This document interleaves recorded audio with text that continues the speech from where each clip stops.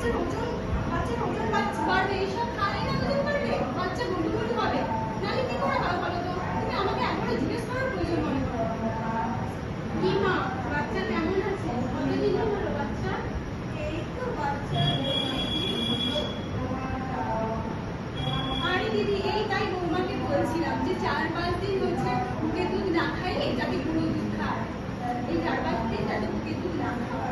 কি, বাচ্চার বয়স হবে মাত্র 2 থেকে 3 দিন আর আপনারা এইসব বাইরের খাবার খাওয়াচ্ছেন?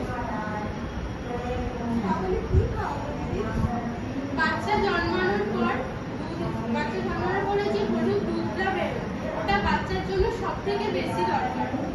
আর বাচ্চার বয়স 6 মাস না হওয়া পর্যন্ত বাচ্চাকে কখনোই বাইরের কোনো খাবার, দুধ, ডাল মিষ্টির জল কোনো কিছু খাওয়াবেন না। হলুদ যে দুধটা বেরোয় ওর মধ্যে নানান রকম পুষ্টি উপাদান আছে, যেটা বাচ্চার বিকাশ, বাচ্চার শারীরিক বিকাশ, মানসিক বিকাশ ও ওজন বৃদ্ধিতে এবং নানা রকম রোগ প্রতিরোধ ক্ষমতাতে সাহায্য করে।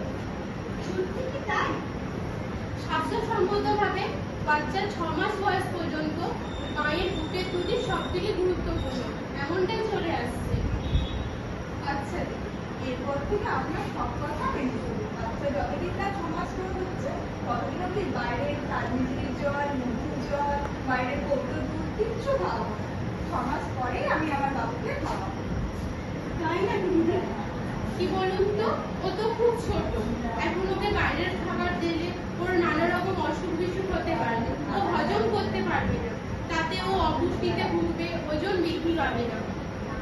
আচ্ছা দিদি, এত সব ব্যাপার জানতাম না দিদি। ঠিক আছে, এবার থেকে এটাই হবে।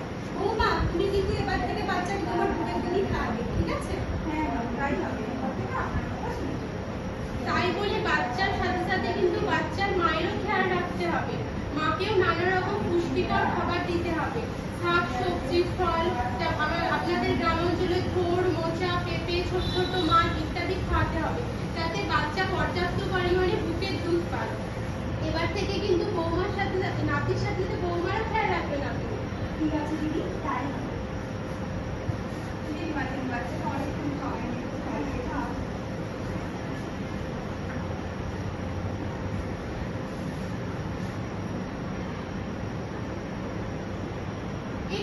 এটা আপনি কিভাবে খাচ্ছেন? ও তো এখনই বমি করে ফেলবে।